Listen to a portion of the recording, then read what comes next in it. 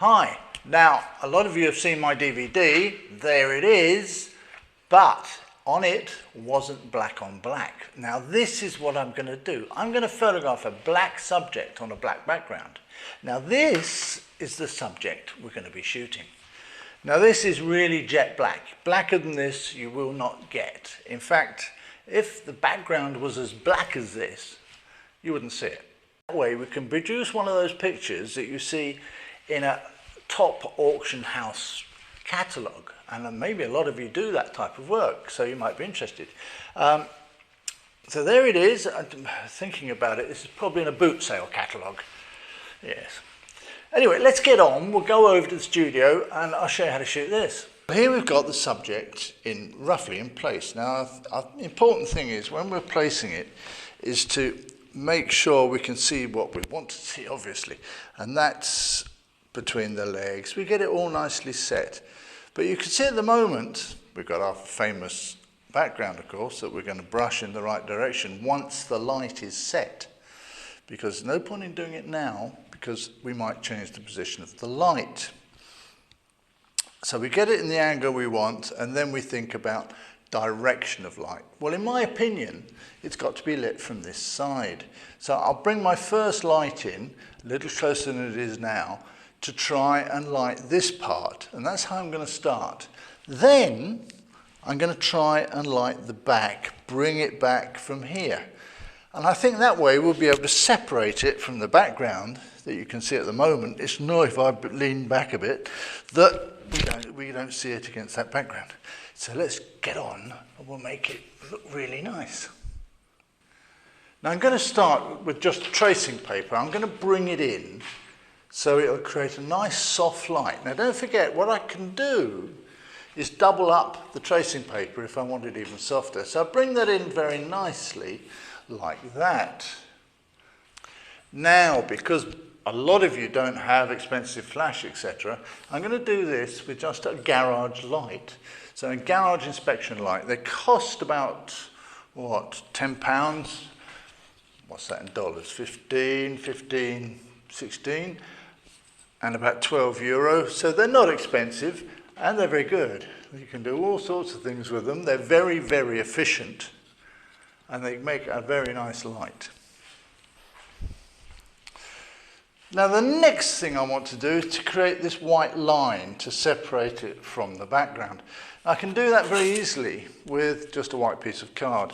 Now, if I bring that in, you'll be able to see from the other camera angle, and I can adjust that as I want. Now the important thing to know with this, or realise with this, is that there's no recipe.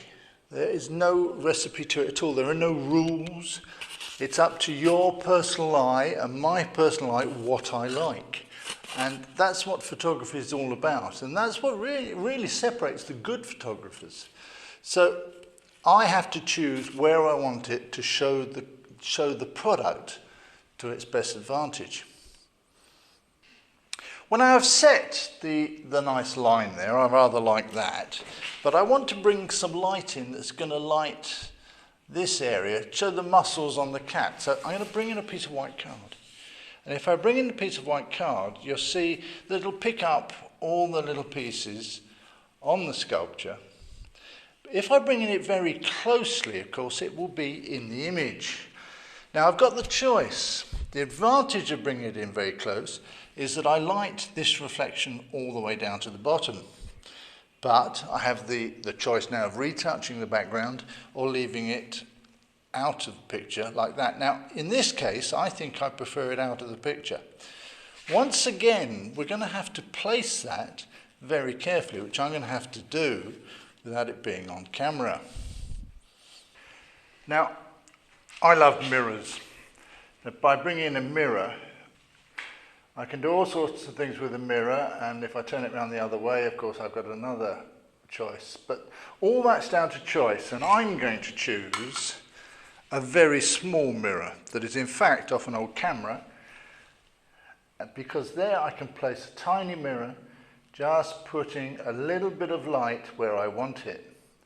And I think that's going to help a lot. We don't want to overpower it. just trying to pick out little muscles, etc. So I'll have to set that in place now. A lot of you will have noticed, or I hope you've noticed, that we've got a line on the background. Now that's very simply that it's light coming round the tracing paper. A lot of people have asked where they can get this. Well, I hate to plug my website, but you can get it on there. We're going to solve that by bringing in a piece of polystyrene that's painted black on one side, and that's just going to allow me to shade the light on the background. Now we've got a few things that need doing, but one is to clean the product. Now if we clean the product, we have to get it blocked nicely, and we find things that will block it very nicely indeed, so we can move it and we can take it out, clean it and put it back in exactly the same place. The reason is that we've adjusted all our little reflectors to a level where the slightest change can make a difference to those reflections, so pay a lot of attention to this. Now of course what we have to do is brush the background in the right direction. So we do that when we're cleaning the product. We're going to take the product away and for cleaning. But there's one very important other thing we have to do, and that's cut the light. You see what's happening? We have to cut the light, and we'll do that by putting in a card. And we'll put in a card that will shadow the lens, and that will increase our contrast. It's very important when working on black to do that. Well, there we are. It only leaves to expose it. Now I'm using the self timer because it's a long exposure. We don't want anything to move. So any minute now it should go.